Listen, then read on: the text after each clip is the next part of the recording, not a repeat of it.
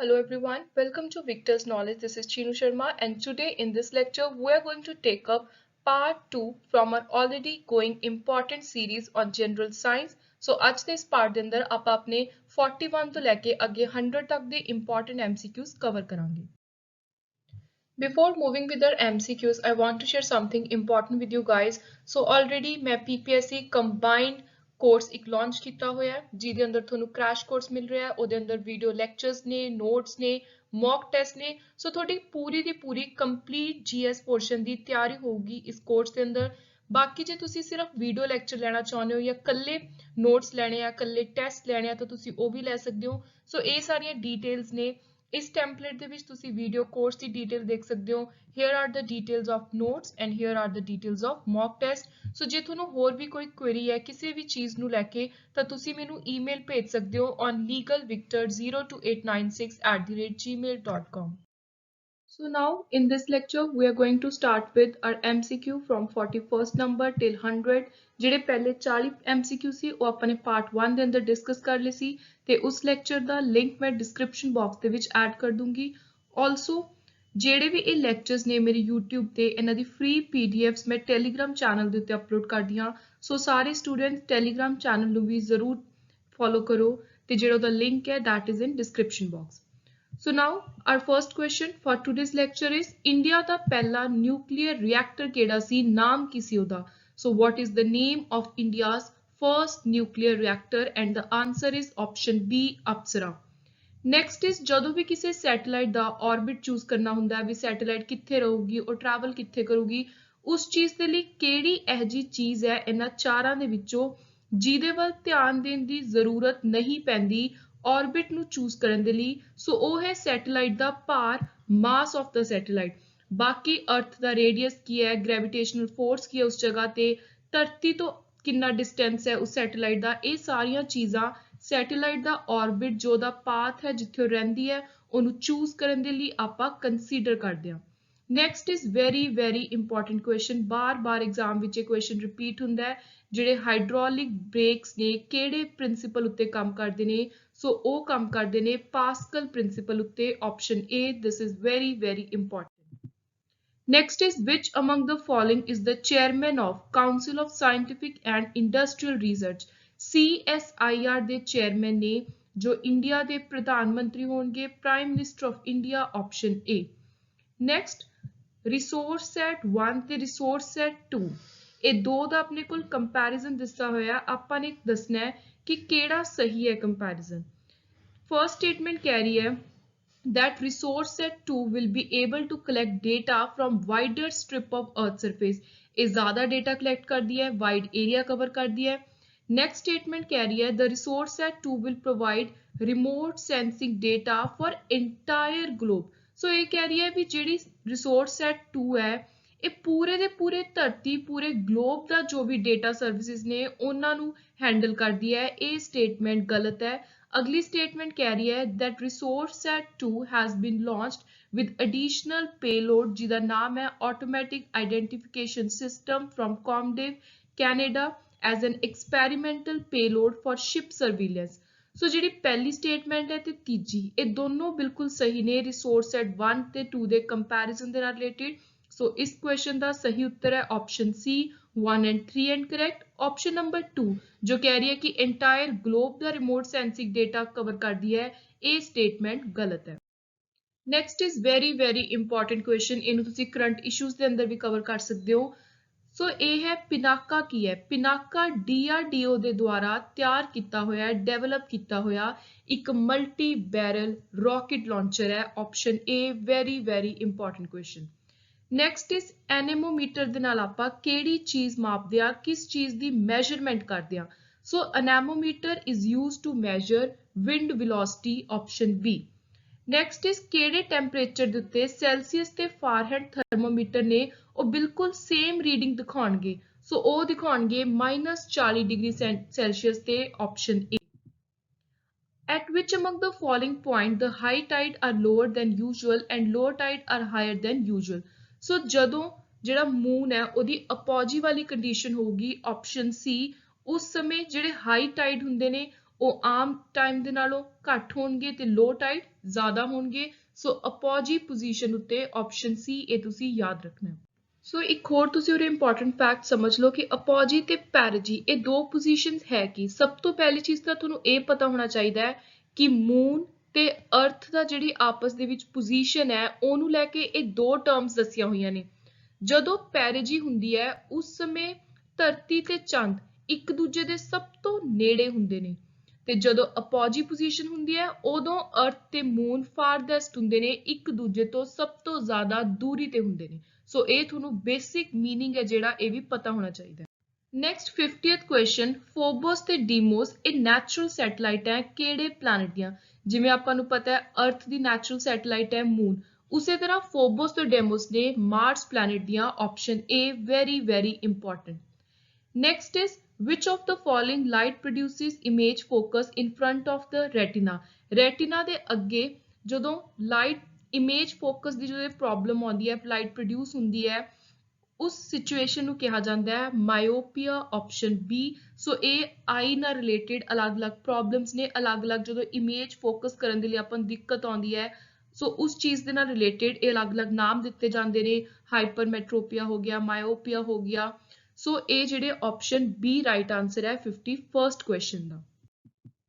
Next ਹੈ name of Robert Watson what is associated with which among the following invention? ਸੋ ਇਹ ਮੈਂ ਤੁਹਾਨੂੰ ਪਹਿਲੇ ਪਾਰਟ ਦੇ ਅੰਦਰ ਵੀ ਦੱਸਿਆ ਸੀ ਕਿ ਤੁਸੀਂ ਇਨਵੈਂਸ਼ਨ ਡਿਸਕਵਰੀਜ਼ ਜ਼ਰੂਰ ਤਿਆਰ ਕਰਕੇ ਜਾਣੀਆਂ ਨੇ ਜਦੋਂ ਵੀ ਸਾਇੰਸ ਐਂਡ ਟੈਕਨੋਲੋਜੀ ਸਬਜੈਕਟ ਕਿਸੇ ਵੀ ਐਗਜ਼ਾਮ ਦਾ ਪਾਰਟ ਹੁੰਦਾ ਹੈ। ਸੋ ਰੋਬਰਟ ਵਾਟਸਨ ਵਾਟ ਇਹ ਨੇ ਰਡਾਰ ਟੈਕਨੋਲੋਜੀ ਦੇ ਨਾਲ related. Option C.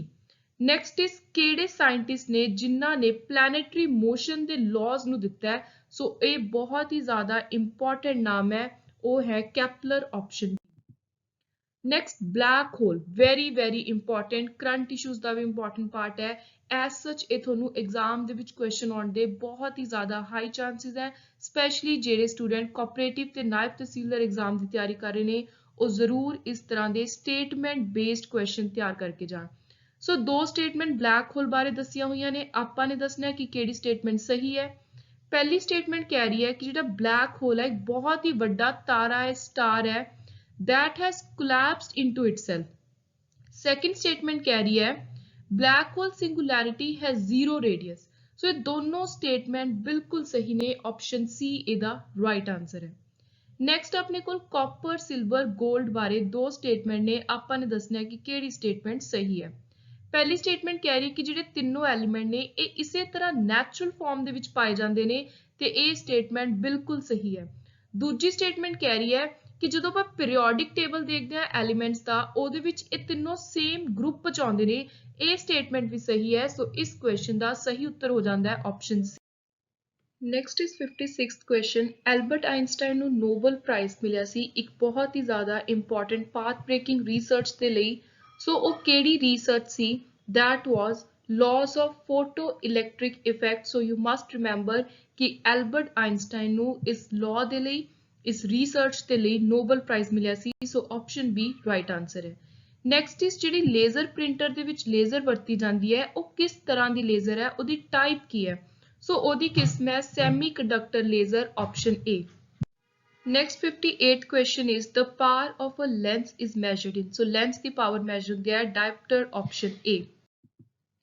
Select the correct option matching together about earth shadow। So ਧਰਤੀ ਦੀਆਂ ਅਲੱਗ-ਅਲੱਗ ਤਰ੍ਹਾਂ ਦੀਆਂ ਸ਼ੈਡੋਜ਼ ਨੇ, ਸੋ ਉਹਨਾਂ ਦੇ ਅਲੱਗ-ਅਲੱਗ ਨਾਮ ਰੱਖੇ ਹੋਏ ਨੇ। ਆਪਾਂ ਨੇ ਦੱਸਣਾ ਹੈ ਕਿ ਇਹਨਾਂ ਦੇ ਵਿੱਚੋਂ ਕਿਹੜੀ ਕਰੈਕਟ ਆਪਸ਼ਨ ਹੈ। ਸੋ ਫਰਸਟ ਹੈ ਉਮਰਾ। ਉਮਰਾ ਹੁੰਦੀ ਹੈ ਜਿਹੜੀ ਡਾਰਕਰ ਪਾਰਟ ਹੈ, ਜਿਹੜਾ ਵਿਚਕਾਰ ਵਾਲਾ ਸੈਂਟਰਲ ਹਿੱਸਾ ਹੈ। ਦੈਨ ਪਿਨੰਬਰਾ ਜਿਹੜਾ ਆਊਟਰ ਪਾਰਟ ਹੈ, ਬਾਹਰ ਵਾਲਾ। ਔਟੰਬਰਾ ਪਾਰਟਲੀ ਸ਼ੇਡਡ ਏਰੀਆ ਜਿਹੜਾ ਅੱਧਾ ਸ਼ੇਡਡ ਹੁੰਦਾ ਹੈ, ਅੱਧਾ ਡਾਰਕ ਹੁੰਦਾ ਹੈ, ਅੱਧਾ ਨਹੀਂ ਹੁੰਦਾ, ਸੋ ਉਹਨੂੰ ਐਂਟੰਬਰਾ ਕਿਹਾ ਜਾਂਦਾ ਹੈ। ਇਹ ਤਿੰਨੋਂ ਬਿਲਕੁਲ ਹੀ ਰਾਈਟ ਮੈਚ ਕੀਤੇ ਹੋਏ ਨੇ। ਸੋ ਆਪਣਾ ਉਰੇ ਸਹੀ ਉੱਤਰ ਹੋਊਗਾ option D all 1 2 and 3। Next is very important and basic question, solar eclipse ਕੀ ਹੈ? ਸੋ ਸੂਰਜ ਗ੍ਰਹਿਣ ਉਹਨੂੰ ਕਿਹਾ ਜਾਂਦਾ ਹੈ ਜਦੋਂ ਧਰਤੀ ਤੇ ਸੂਰਜ ਦੇ ਵਿਚਕਾਰ ਚੰਦ ਆ ਜਾਂਦਾ ਹੈ when moon comes in between earth and sun। option A is the right answer। Next is amalgam ਜਿਹੜੀ ਟਰਮ ਹੈ ਇਹ ਕਿਸ ਚੀਜ਼ ਦੇ ਲਈ ਵਰਤੀ ਜਾਂਦੀ ਹੈ, ਕਿਸ ਤਰ੍ਹਾਂ ਦੇ ਐਲੋਏ ਦੇ ਲਈ ਵਰਤੀ ਜਾਂਦੀ ਹੈ? ਸੋ ਅਮੈਲਗਮ ਆਪਾਂ ਵਰਤਦੇ ਆ ਜਦੋਂ ਆਪਾਂ ਕਿਸੇ ਵੀ ਮੈਟਲ ਨੂੰ ਮਰਕਰੀ ਦੇ ਨਾਲ ਮਿਕਸ ਕਰਦੇ ਆ, ਉਹਦਾ ਅਲੋਏ ਤਿਆਰ ਕਰਦੇ ਆ। ਸੋ ਆਪਸ਼ਨ ਬੀ ਇਹਦਾ right answer. Next is Gammexane, DDT, bleaching powder ਕਿਸ ਤਰ੍ਹਾਂ ਦੇ ਇੰਪੋਰਟੈਂਟ ਕੰਪਾਊਂਡਸ ਨੇ? ਸੋ ਇਹ ਤਿੰਨੋਂ ਹੀ ਕਲੋਰੀਨ ਦੇ ਇੰਪੋਰਟੈਂਟ ਕੰਪਾਊਂਡਸ ਨੇ। Option A is the right answer. Next is LPG is a hydrocarbon consisting of a mixture of very important question। ਇਹ 100% एग्जाम ਚ ਆਉਣ ਦੇ ਚਾਂਸ ਨੇ, ਬਾਰ-ਬਾਰ ਇਹ question repeat ਵੀ ਹੁੰਦਾ ਹੈ। ਸੋ LPG ਇੱਕ ਹਾਈਡਰੋਕਾਰਬਨ ਹੈ ਤੇ ਇਹ ਪ੍ਰੋਪੇਨ ਤੇ ਬੁਟੇਨ ਦਾ ਮਿਕਸਚਰ ਹੈ। Option B. The potassium graphite and calcium graphite ਆਮ ਤੌਰ ਤੇ ਇਹਨਾਂ ਨੂੰ ਕਿਸ ਚੀਜ਼ ਦੇ ਲਈ ਵਰਤਿਆ ਜਾਂਦਾ ਹੈ? ਸੋ ਪੋਟਾਸ਼ੀਅਮ ਤੇ ਕੈਲਸ਼ੀਅਮ ਗ੍ਰੇਫਾਈਟ ਨੂੰ ਸੁਪਰ ਕੰਡਕਟਰ ਦੇ ਤੌਰ ਤੇ ਇਹਨਾਂ ਦੀ ਐਪਲੀਕੇਸ਼ਨ ਹੁੰਦੀ ਹੈ, ਯੂਜ਼ ਹੁੰਦਾ ਹੈ। ਸੋ option C is the right answer.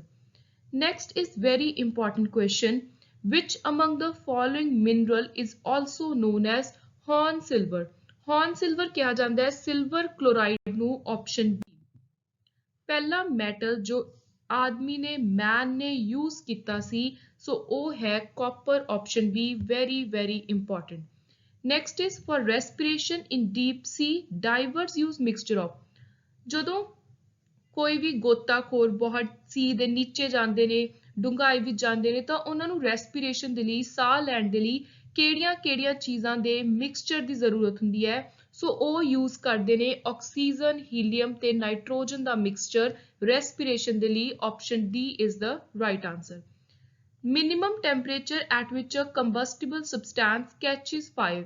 ਸੋ ਕਿਹੜਾ ਟੈਂਪਰੇਚਰ ਹੈ ਜਿਹਦੇ ਉੱਤੇ ਕੋਈ ਵੀ ਚੀਜ਼ ਸਭ ਤੋਂ ਘੱਟ ਟੈਂਪਰੇਚਰ ਉੱਤੇ ਜਦੋਂ ਅੱਗ ਫੜ ਲੈਂਦੀ ਹੈ ਤਾਂ ਉਹਨੂੰ ਆਪਾਂ ਕੀ ਕਹਿੰਦੇ ਆ? ਸੋ ਉਹ ਟੈਂਪਰੇਚਰ ਹੈ ignition. Option B very important। Which among the following acid is used to ascertain whether pure ghee has been adulterated with vanaspati or margarine? ਸੋ ਕਿਹੜਾ ਐਸਿਡ ਵਰਤਿਆ ਜਾਂਦਾ ਇਹ ਦੇਖਣ ਦੇ ਲਈ ਕਿ ਜਿਹੜਾ ਸ਼ੁੱਧ ਘਿਓ ਹੈ ਉਹ ਐਡਲਟਰੇਟਡ ਤਾਂ ਨਹੀਂ, ਉਹਦੇ ਵਿੱਚ ਕੋਈ ਮਿਕਸਚਰ ਤਾਂ ਨਹੀਂ ਕੀਤਾ ਹੋਇਆ। ਸੋ ਉਹਦੇ ਲਈ ਆਪਾਂ ਯੂਜ਼ ਕਰਦੇ ਹਾਂ HCl hydrochloric acid. Option C. Mizoraki Heck reaction is catalyzed by which of the following metal? ਸੋ ਜਿਹੜੀ ਇਹ ਰਿਐਕਸ਼ਨ ਹੁੰਦੀ ਹੈ ਇਹ ਕੀਤੀ ਜਾਂਦੀ ਹੈ ਪੈਲੇਡੀਅਮ ਦੇ ਨਾਲ catalyzed। Option C. Next very important question, ਜਦੋਂ ਵੀ ਐਕਸ-ਰੇ ਟਿਊਬਸ ਨੇ ਜਿਹੜੀਆਂ ਉਹਨਾਂ ਦੀ ਆਪਣੇ ਵਿੰਡੋਜ਼ ਪ੍ਰਿਪੇਅਰ ਕਰਨੀਆਂ ਨੇ ਉਹਨਾਂ ਦੇ ਲਈ, ਤਾਂ ਕਿਸ ਚੀਜ਼ ਦੀ ਵਰਤੋਂ ਕਰਦੇ ਆ? which among the following is used in preparing windows for x-ray tube? ਸੋ ਉਹ ਹੁੰਦੀ ਹੈ beryllium. Option B. Next is again very important question, ਆਪਣੇ ਕੋਲ 4 ਆਪਸ਼ਨਸ ਨੇ, ਆਪਾਂ ਨੇ ਦੱਸਣਾ ਹੈ ਕਿ ਕਿਹੜੀ ਆਪਸ਼ਨ ਗਲਤ ਮੈਚ ਕੀਤੀ ਹੋਈ ਹੈ। ਸੋ ਇਹਨਾਂ ਦੇ ਵਿੱਚੋਂ the wrong one is incorrect matches। Option D white gold, gold and silver।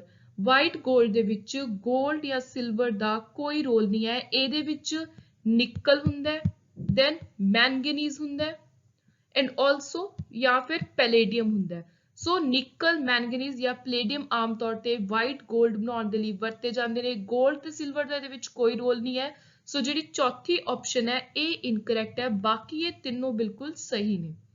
Next is ਜਿਹੜਾ ਟਮਾਟਰ ਦਾ ਜੂਸ ਹੁੰਦਾ ਹੈ, ਟੋਮੈਟੋ ਜੂਸ, ਉਹ ਖਰਾਬ ਨਾ ਹੋਵੇ ਉਹਨੂੰ ਇੱਕ ਪ੍ਰੀਜ਼ਰਵੇਟਿਵ ਦੇ ਲਈ ਆਪਾਂ ਉਹਨੂੰ ਬਚਾ ਕੇ ਰੱਖਣ ਦੇ ਲਈ ਕਿਹੜੀ ਚੀਜ਼ ਯੂਜ਼ ਕਰਦੇ ਆ? ਉਹਦੇ ਅੰਦਰ ਐਡ ਕਰਦੇ ਆ। ਸੋ which among the following can be used as a preservative in tomato juice? ਉਹ ਹੈ sodium benzoate। Option C. Next 74th question, which among the following gas has lowest auto ignition temperature? auto ignition temperature ਉਹ temperature ਹੈ ਜਿਹੜਾ ਕਿਸੇ ਵੀ solid, liquid, vapor ਚੀਜ਼ ਦਾ temperature ਹੁੰਦਾ ਹੈ ਜਿਹਦੇ ਉੱਤੇ ਉਹ ਅੱਗ ਫੜ ਲੈਂਦੇ ਆ ਆਪਣੇ ਆਪ ਬਿਨਾਂ ਕਿਸੇ external heat source ਤੋਂ। ਸੋ ਆਟੋ ਇਗਨੀਸ਼ਨ ਟੈਂਪਰੇਚਰ ਸਭ ਤੋਂ ਜ਼ਿਆਦਾ ਘੱਟ ਹੈ ਇਹਨਾਂ ਦੇ ਵਿੱਚੋਂ, ਜਿਹੜਾ ਮਾਈਨਸ ਦੇ ਵਿੱਚ ਹੈ that is of carbon disulfide। Option D. which among the following is most stable form of carbon? Carbon ਦੀ ਸਭ ਤੋਂ ਸਟੇਬਲ, ਜਿਹੜੀ ਬਹੁਤ ਜਲਦੀ ਟੁੱਟਦੀ ਨਹੀਂ, ਬਿਖਰਦੀ ਨਹੀਂ, ਉਹ ਜਿਹੜੀ ਸਟੇਟ ਹੈ ਉਹ ਹੈ graphite form. Option B. Next is ਇਹ 4 ਆਪਸ਼ਨਸ ਦੇ ਵਿੱਚੋਂ ਆਪਾਂ ਨੇ ਦੱਸਣਾ ਹੈ ਕਿ ਕਿਹੜੀ ਸਟੇਟਮੈਂਟ ਸਹੀ ਹੈ। ਸੋ ਇਹਦੇ ਵਿੱਚੋਂ ਕਰੈਕਟ ਸਟੇਟਮੈਂਟ ਹੈ ਆਪਸ਼ਨ ਏ, ਜਿਹੜੀ ਕਹਿ ਰਹੀ ਹੈ ਕਿ ਹੈਵੀ ਵਾਟਰ ਦਾ ਜਿਹੜਾ ਮੈਲਟਿੰਗ ਤੇ ਬੋਇਲਿੰਗ ਪੁਆਇੰਟ ਹੈ ਉਹ ਨਾਰਮਲ ਪਾਣੀ ਨਾਲੋਂ ਜ਼ਿਆਦਾ ਹੁੰਦਾ ਹੈ। ਹੈਵੀ ਵਾਟਰ ਬਾਰੇ ਵੀ ਬਹੁਤ ਵਾਰੀ ਐਗਜ਼ਾਮ ਵਿੱਚ ਕੁਐਸਚਨ ਆਉਂਦੇ ਨੇ। ਸੋ ਇਹ ਜਿਹੜਾ ਕੁਐਸਚਨ ਹੈ ਤੁਸੀਂ ਧਿਆਨ ਦੇ ਨਾਲ ਸਮਝਣਾ ਹੈ।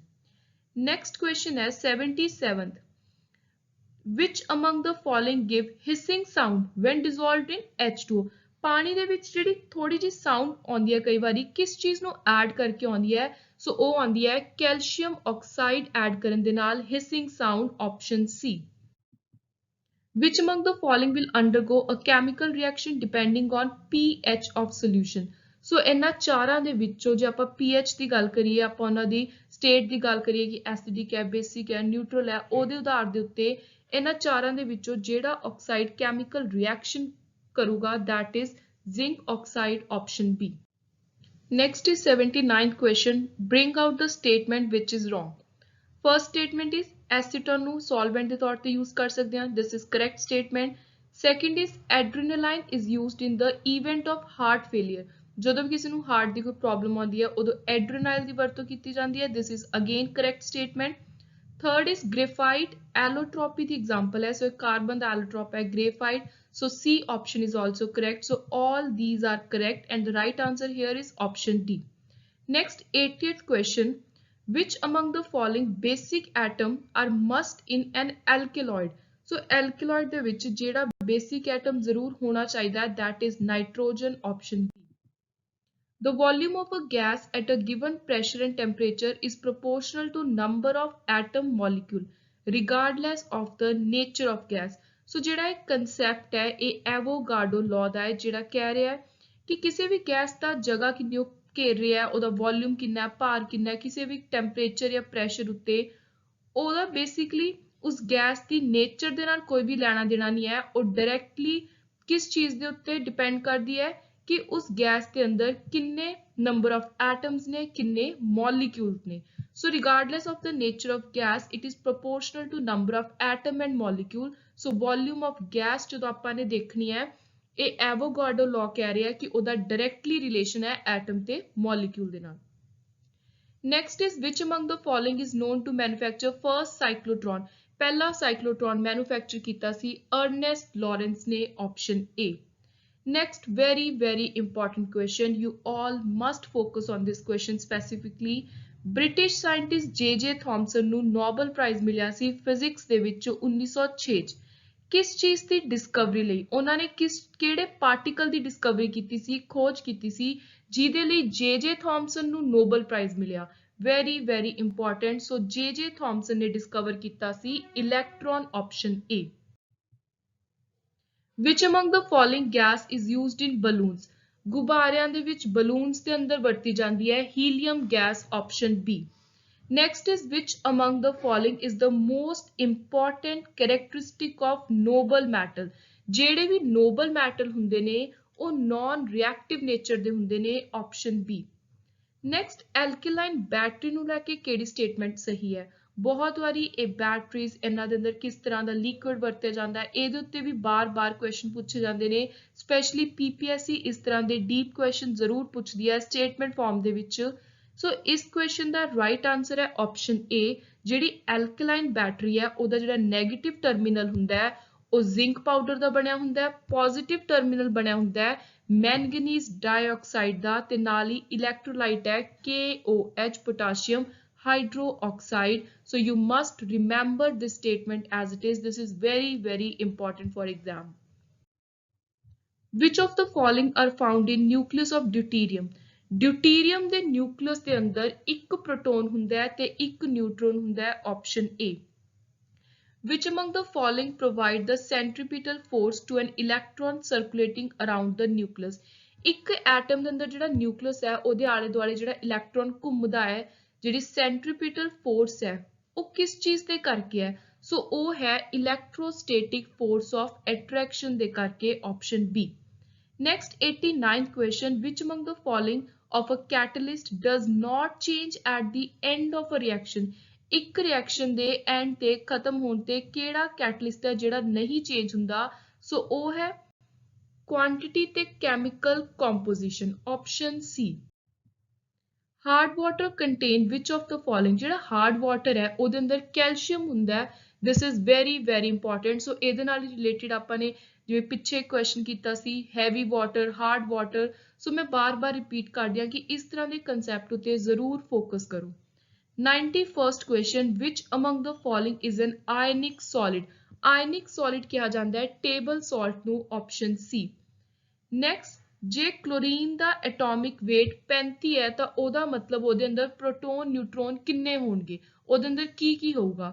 ਸੋ ਕਲੋਰੀਨ ਦੇ ਅੰਦਰ ਜੇ 35 ਹੈ ਉਹਦਾ ਐਟੋਮਿਕ weight ਹੈ ਤਾਂ ਇਹਦਾ ਮਤਲਬ ਹੈ ਕਿ 17 ਪ੍ਰੋਟੀਨ ਨੇ, 18 ਨਿਊਟਰੋਨ ਨੇ, option A is the right answer. Froth ਤੇ ਫੋਮ ਕਿਸ ਚੀਜ਼ ਦੀ ਐਗਜ਼ਾਮਪਲ ਹੈ? ਫਰੋਥ ਤੇ ਫੋਮ ਹੈ ਗੈਸ ਸਸਪੈਂਡਡ ਇਨ ਲਿਕੁਇਡ ਦੇ। ਸੋ ਲਿਕੁਇਡ ਦੇ ਵਿੱਚ ਆਪਾਂ ਗੈਸ ਨੂੰ ਐਡ ਕਰਦੇ ਆ, ਸਸਪੈਂਡ ਕਰਦੇ ਆ, ਤਾਂ ਜਿਹੜੀ ਚੀਜ਼ ਤਿਆਰ ਹੁੰਦੀ ਹੈ ਉਹਦੀ ਇੱਕ ਫਾਰਮ ਹੈ ਫਰੋਥ ਤੇ foam, option C. Next is, ਇਹਨਾਂ ਚਾਰਾਂ ਦੇ ਵਿੱਚੋਂ ਸਭ ਤੋਂ ਜ਼ਿਆਦਾ ਇਲੈਕਟ੍ਰੋਨੈਗੇਟਿਵ ਐਲੀਮੈਂਟ ਕਿਹੜਾ ਹੈ? ਸੋ ਸਭ ਤੋਂ ਜ਼ਿਆਦਾ ਇਲੈਕਟ੍ਰੋਨੈਗੇਟਿਵ ਐਲੀਮੈਂਟ ਹੈ fluorine, option B. Which among the following is not a constituent of ਗੋਬਰ ਗੈਸ? ਗੋਬਰ ਗੈਸ ਦੇ ਵਿੱਚ ਇਹਨਾਂ ਦੇ ਵਿੱਚੋਂ ਕਿਹੜੀ ਚੀਜ਼ ਨਹੀਂ ਹੁੰਦੀ? ਸੋ ਉਹ ਹੈ ਪ੍ਰੋਪੇਨ, ਆਪਸ਼ਨ ਬੀ।